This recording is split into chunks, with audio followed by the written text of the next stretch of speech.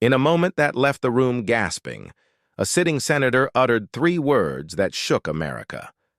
The Senate hearing had been crawling along with its usual dull rhythm. Questions read from notes, responses delivered in monotone. Cameras panned lazily across the chamber, capturing faces glazed with boredom. Then, like a thunderclap, the silence shattered. From across the aisle came a voice, sharp and venomous, carrying an insult so crude it didn't sound real. The words hung in the air like smoke. Go back to Africa. For a split second, time seemed to stop. The marble chamber itself felt stunned. Staffers froze mid-step, reporters lifted their heads, and the hum of whispered side conversations collapsed into a suffocating quiet.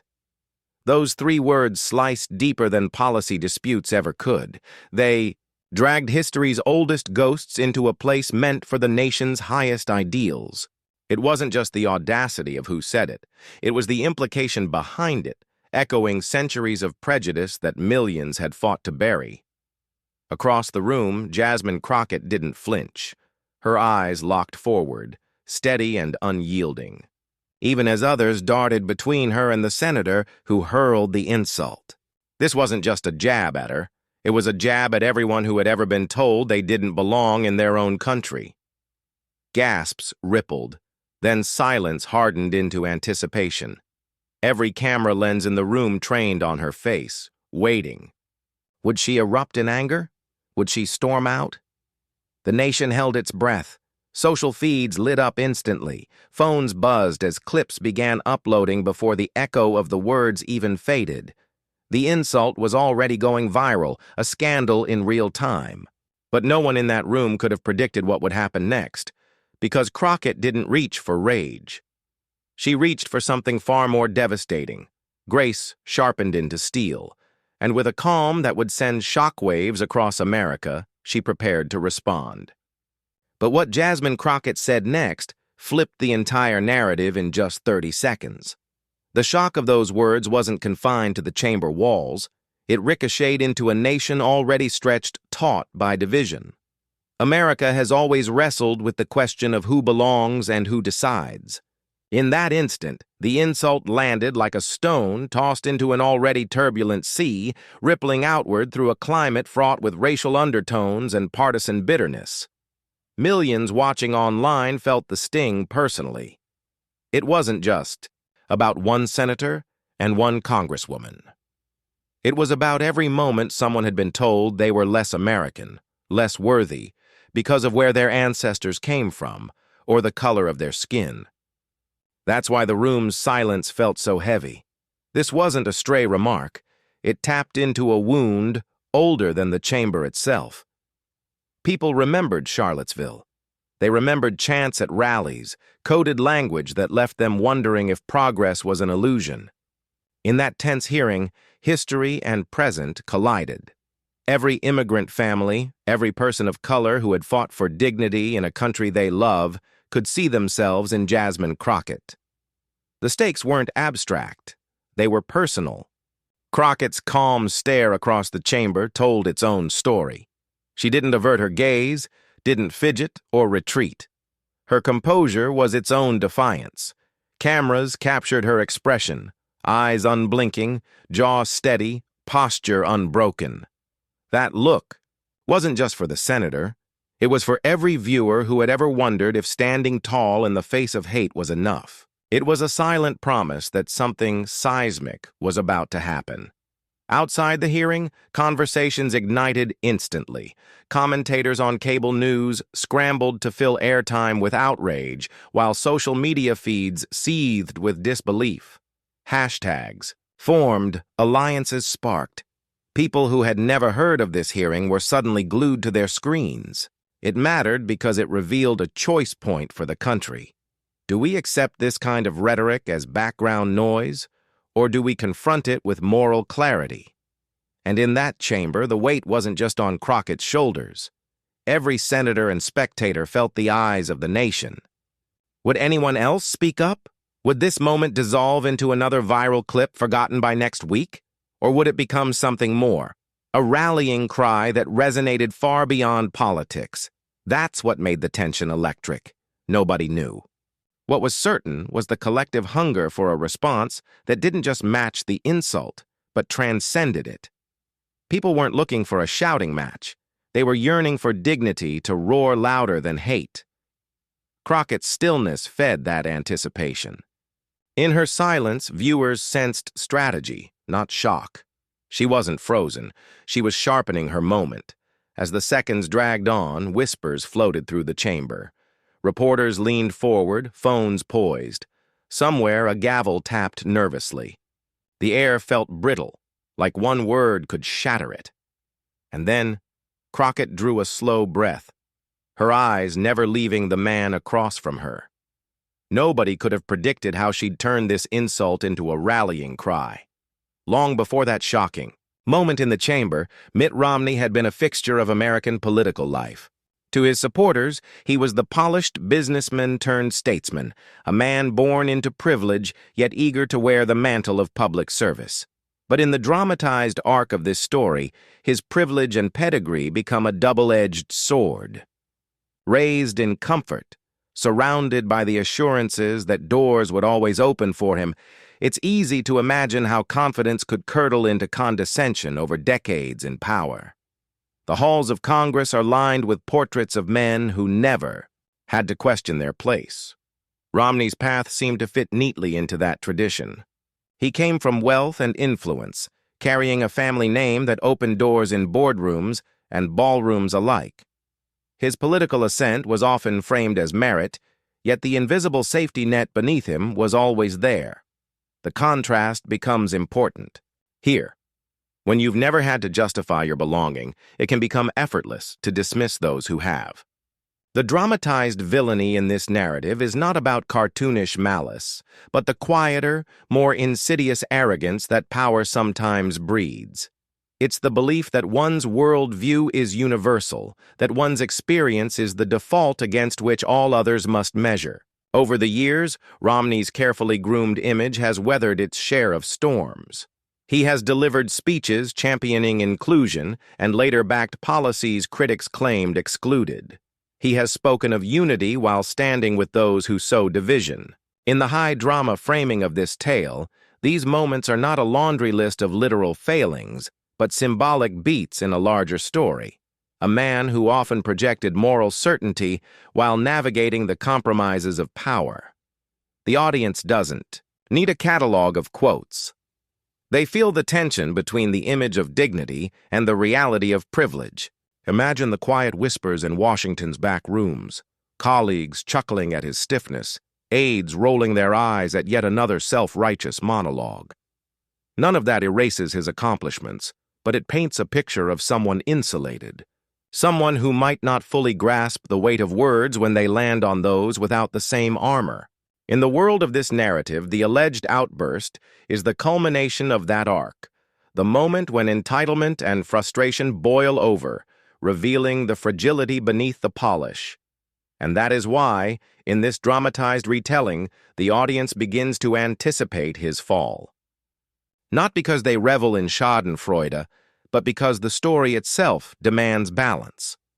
The more the villain figure leans into arrogance, the more satisfying it is when dignity strikes back. This is the rhythm of every great cinematic confrontation, pride setting the stage for its own undoing. In the chamber that day, Romney carried himself as he always had, tall, tailored, accustomed to being listened to. Perhaps he thought his words would sting and then vanish, absorbed into the day's partisan noise. Perhaps he underestimated Jasmine Crockett, or perhaps he had simply never faced a challenger who embodied such resilience. Whatever the reason, the dramatized version of Romney in this narrative is poised at a precipice. He is the symbol of an old order, about to collide with a new voice. The emotional weight here is crucial. This isn't about villainizing a man. It's about contrasting worldviews. The audience, progressive and identity-proud, sees in him the embodiment of those who dismiss, condescend, or fail to recognize the richness of America's diversity. They see the long shadow of power structures that have too often silenced voices like Crockett's. And so, as the cameras linger on his composed face, the tension builds.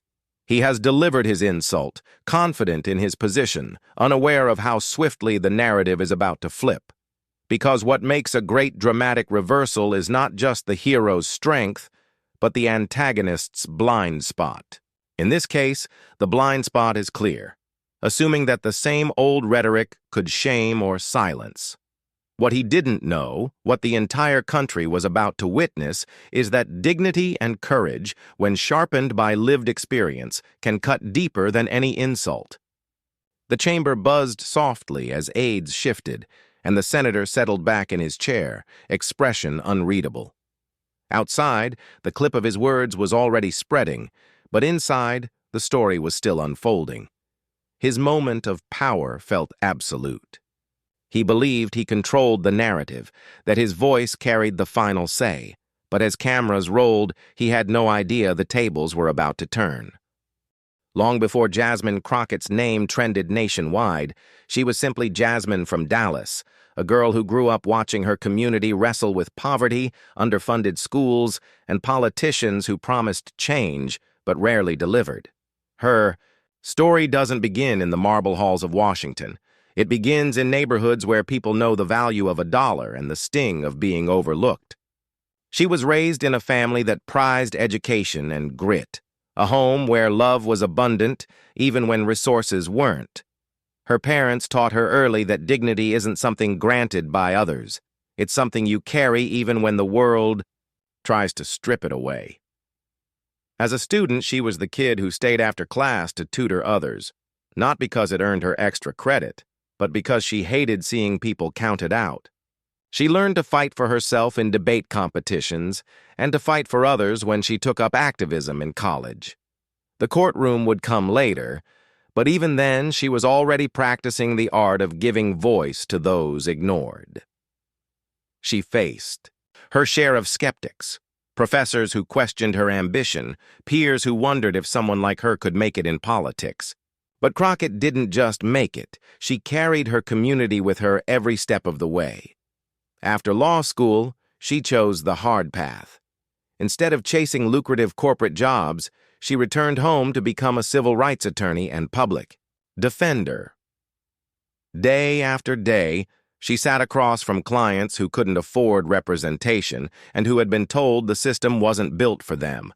She fought for tenants being pushed out by gentrification, for protesters arrested for demanding justice, for working mothers trying to keep food on the table.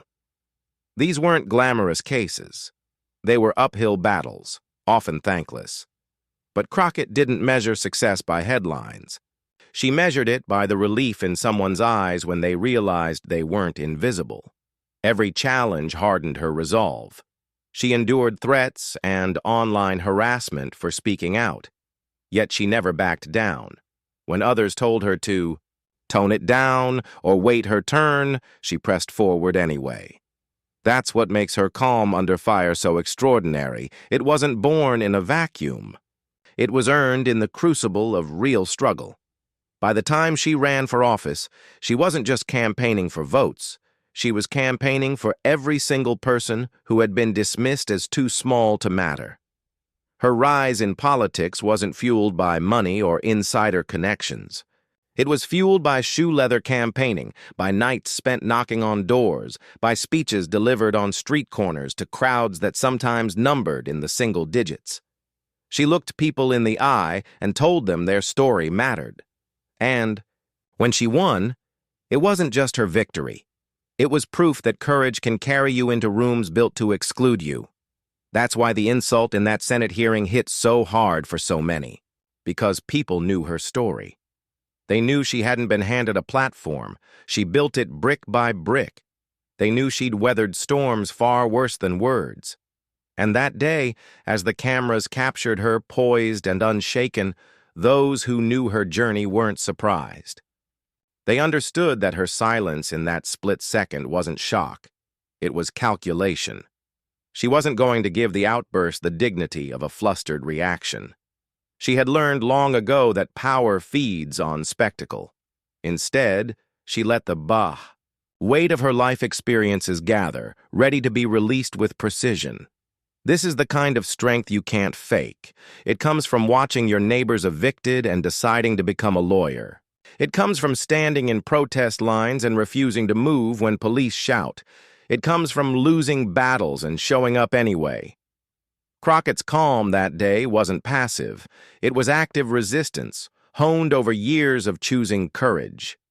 And that's what makes her such a compelling protagonist in this story. Her heroism isn't about perfection. It's about persistence. It's about knowing exactly who she is and refusing to let anyone redefine her. That authenticity is why people feel protective of her, and why her response in that moment would resonate far beyond the walls of the chamber. As she sat there, eyes steady, her entire journey seemed to converge in a single breath. Every late night studying, every unjust case she fought, every moment someone doubted her, it all led here. She had faced worse than insults, she had faced indifference, and she had won. And so when the cameras captured her unshaken, the audience watching could sense what was coming. They didn't know the words yet, but they knew the power behind them. These life experiences forged the words that would silence an entire room. The tension in the chamber didn't fade. It thickened, humming like a live wire. The insult still hung in the air, replaying in minds and phones alike. Around the room, onlookers leaned toward each other, whispering in disbelief. Staffers traded stunned glances, reporters tapped furiously on their screens, their faces a mix of shock and hungry anticipation. This wasn't just another partisan spat. It felt like the kind of moment that would end up in history books or late-night monologues. Across the aisle, Romney sat with his trademark composure, but there was an edge now, an almost imperceptible smirk tugging at the corner of his mouth. In the dramatized narrative, he wasn't backing away. He was doubling down. Maybe he thought the cameras were his allies, that repeating himself would project strength. So he leaned forward, voice steadier this time, and let the same venom drip again, the implication clear. She didn't belong. It wasn't just an insult anymore, it was an attempt to cement a hierarchy, to remind everyone watching who he thought held the power. Gasps rippled again, though softer this time. The shock was giving way to something else. Outrage. Aides shifted uncomfortably. Even some senators on his side avoided eye contact. They could sense the miscalculation. This wasn't going to land as a show of dominance. It was about to backfire. But in that moment, Romney couldn't see it. Power can make you deaf to the tremors beneath your feet. And there, at the center of it all, sat Jasmine Crockett. She hadn't moved except to cross one leg over the other, her posture relaxed, her face unreadable, the eye of the storm. Around her, chaos buzzed, the frantic clicks of cameras, the stifled murmurs of witnesses, the swelling hum of a nation reacting in real time. Yet she radiated stillness, the kind that makes people lean closer, knowing something is building. A heartbeat. It looked as if she might stay silent, let the ugliness hang unanswered. But those who knew her story understood. Jasmine Crockett doesn't let hate have the last word. She has spent her entire life meeting contempt with composure and turning insults into ammunition. Her silence wasn't retreat. It was the calm before the strike. The room felt suspended in that pause. Even those not following the hearing before were now locked in, watching streams and news alerts, waiting for her to speak. Everyone sensed that the balance of this narrative was about to shift. Because when someone repeats the same attack, they expect fear or fury. What they never expect is grace sharpened to a razor's edge. Crockett slowly uncrossed her legs, leaned into the microphone and drew a breath. Her voice hadn't yet been heard, but already the mood was changing. Something in her stillness carried a warning. The rules of this exchange were about to be rewritten, and then came the 30-second mic drop that nobody saw coming. She leaned into the microphone with a calm that felt almost otherworldly. The room, moments ago buzzing with whispers and the faint scratching of reporters' pens, fell silent in anticipation. Every eye was on her, every camera trained, every heart collectively holding a beat. When she finally spoke, her voice was measured, unhurried, carrying a quiet authority that drew people closer instead of pushing them back. "Senator," she began, pausing long enough for the weight of her words to settle. "My ancestors didn't ask permission to build this country. They built it with their blood, their backs, and their brilliance, and I am here because of them. I am as American as anyone in this room, perhaps more so, because I've had to prove it every single day." A collective inhale rippled across the chamber. Some eyes widened, others dropped to the floor in embarrassment. Romney's face froze, his usual composure slipping as he realized she wasn't meeting hate with hate. She was meeting it with history, with truth delivered so cleanly it couldn't be ignored. Cameras clicked furiously. Somewhere in the press gallery, a reporter mouthed, "Wow." Crockett let the pause hang again. Silence can be a weapon sharper than any retort, and she wielded it masterfully. "You told me to go back," she continued, her voice tightening just enough to carry steel. "But my people never left. We tilled soil we didn't own, raised children who weren't ours, fought wars for freedoms we weren't guaranteed. We've been here, and we're not going anywhere." Gasps this time weren't whispers. They were audible and unrestrained. A few members of the audience broke into spontaneous applause before decorum reeled them back. Her words weren't rehearsed, but they carried the rhythm of a lifetime of battles, in classrooms, courtrooms, and now, the Senate. Romney shifted. In his chair, his jaw tightening. For the first time, the confident facade of the elder statesman cracked. The cameras caught it. The internet amplified it. Viewers watching on their phones began typing furiously, cutting and clipping her words into what would soon dominate social feeds. Crockett wasn't finished. "You see, the real question isn't whether I belong here," she said, leaning closer to the mic, her eyes locking on him with unwavering calm. "The question is, do you understand what America even is? Because it isn't about who your father was or what country club you belong to. It's about living the values written in our Constitution: justice, equality, liberty. And if my presence makes you uncomfortable, maybe that discomfort is telling you something about yourself." Another audible murmur swept the chamber. Some senators on Romney's side looked down at their papers, unwilling to meet her gaze. Others sat stunned, caught between their own discomfort and reluctant admiration. The villain in this dramatized story was shrinking before their eyes, not because she shouted him down, but because she made his attack look small, petty, and out of step with the nation he claimed to serve. She paused again, letting the moment breathe, then delivered her closing strike. "I don't need to go back anywhere. I'm exactly where I belong. And if that terrifies you, then maybe it's time for you to ask yourself why."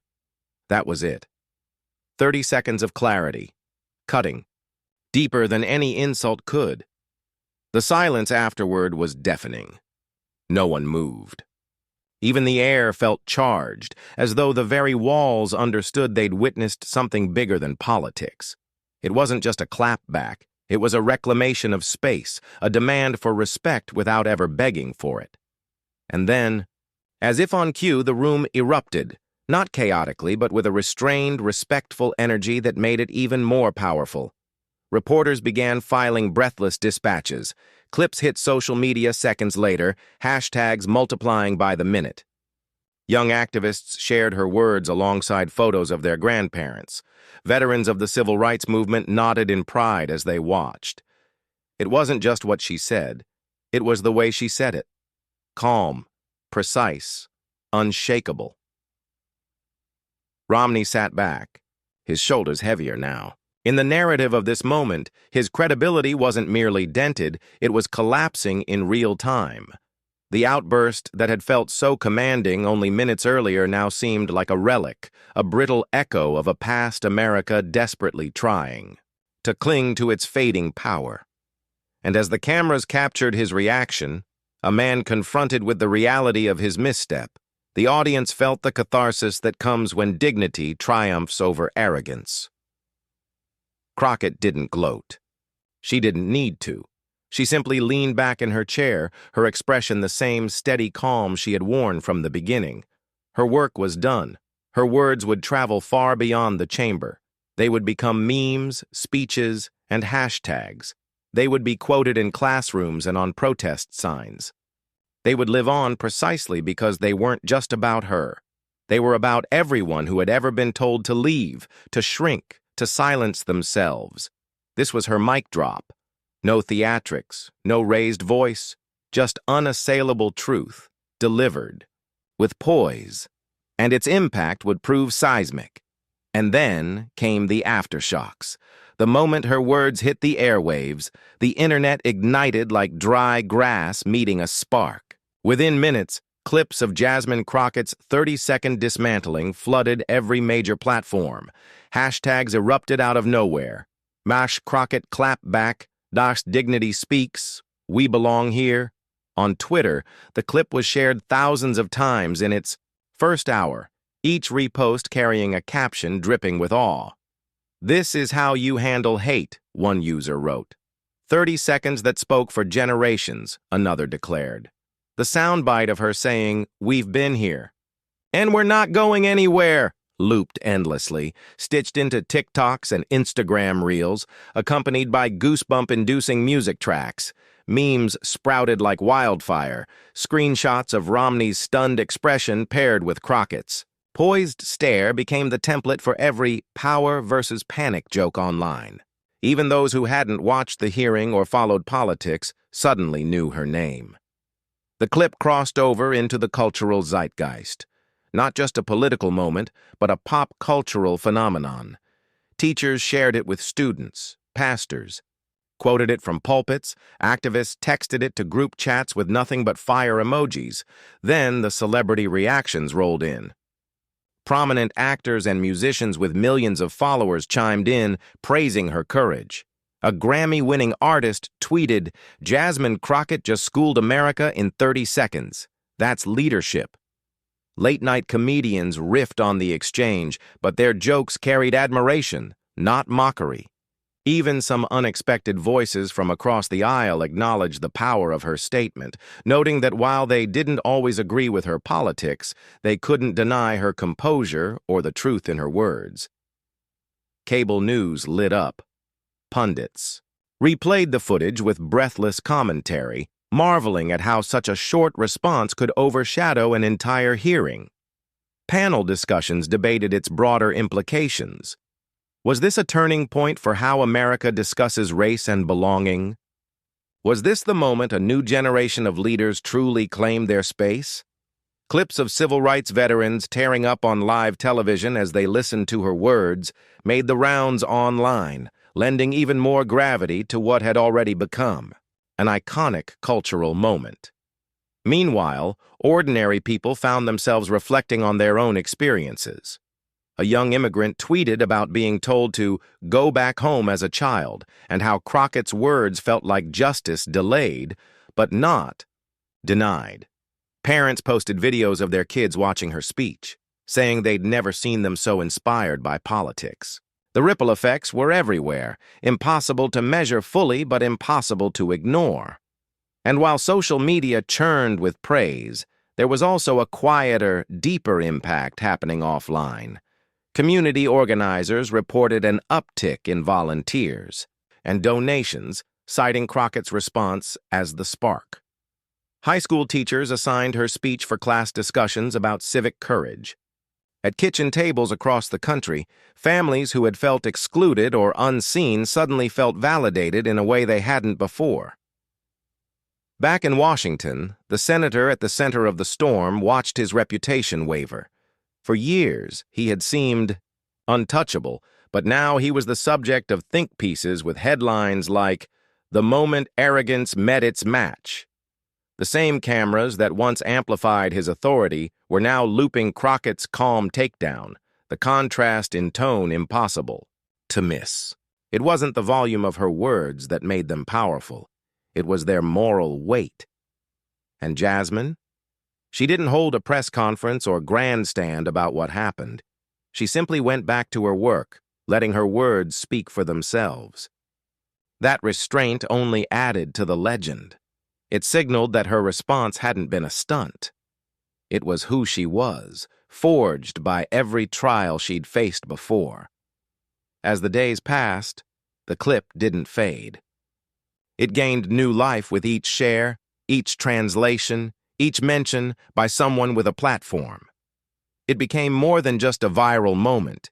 It was a symbol of resilience, an example of how dignity can eclipse hate without ever descending into its level. But the final lesson would inspire millions.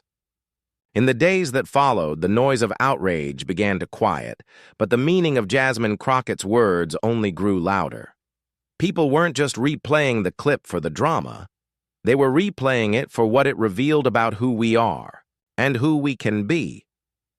Her response took an ancient wound and reframed it, not as a source of shame, but as a wellspring of strength.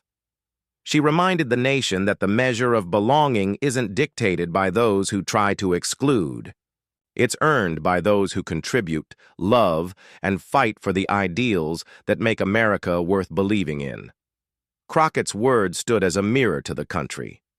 When she said, "My people never left. We've been here and we're not going anywhere," she wasn't just defending herself. She was speaking for millions who've been told in big ways and small that they don't belong. She turned an insult meant to diminish into an anthem of dignity. That's the alchemy of moral courage, taking what was meant to hurt and transforming it into hope. Her calm that day revealed a deeper truth about justice. It doesn't always roar. Sometimes it whispers with unflinching conviction. True power isn't found in domination, but in self-possession. And in that chamber, with the weight of history pressing down, Crockett chose not to match hate with hate. She chose to embody the promise that America has always struggled to fulfill, that all of us, no matter where we come from or what we look like, have an equal claim to its future. This is why her response resonated far beyond party lines. It wasn't about winning a debate point. It was about redefining what strength looks like. Strength can be quiet. Strength can be patient. Strength can endure centuries of injustice and still stand tall enough to say, "I belong." That's the lesson people carried away, and that's why her words felt like more than a clapback. They felt like a call to conscience, and it wasn't just a call for leaders in Washington.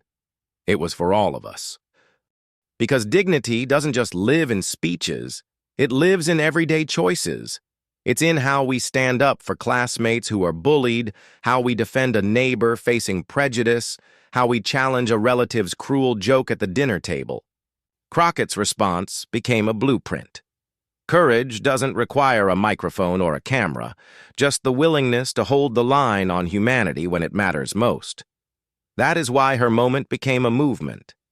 People began to ask themselves, what would I do if someone told me I didn't belong? More importantly, what would I do if I heard someone say that to someone else? These questions matter, because history isn't shaped by the few who speak in chambers. It's shaped by the many who choose compassion over cruelty in their daily lives, and this is where you come in. The story isn't finished with Jasmine's mic drop. It continues every time we carry her lesson forward. Every time you speak up for justice, you add another voice to that 30-second statement. Every time you choose dignity over hate, you prove that her calm was not just a singular moment, but part of a larger awakening. Jasmine Crockett didn't just flip the script that day. She handed it to all of us to keep writing. The question now is, what will you do with it? From the instant those shocking words echoed across the chamber to the moment Jasmine Crockett answered with unshakable grace, we witnessed more than just political theater. We saw the transformative power of speaking truth to power.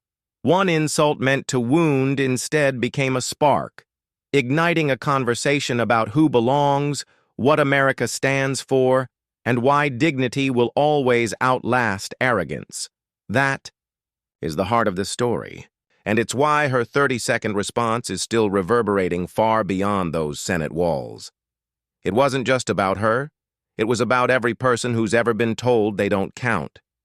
It was about reclaiming space, rewriting narratives, and showing that composure rooted in justice can be more devastating than any shout of hate. And now, the next move belongs to all of us. If this moment moved you, if it made you think differently about what courage looks like, don't let it stop here. Share this story with someone who needs it. Talk about it at your dinner table, in your group chats, and yes, right here on this channel. Subscribe so you don't miss the next time history unfolds before our eyes. This isn't just content. It's a call to stand together for dignity, justice, and the America we all deserve. Because when we amplify voices that speak truth, we help shape the future we want to see. And as Jasmine Crockett proved that day, you don't need to shout to be heard. You only need to stand firm in who you are and what you believe. Because when dignity speaks, history listens.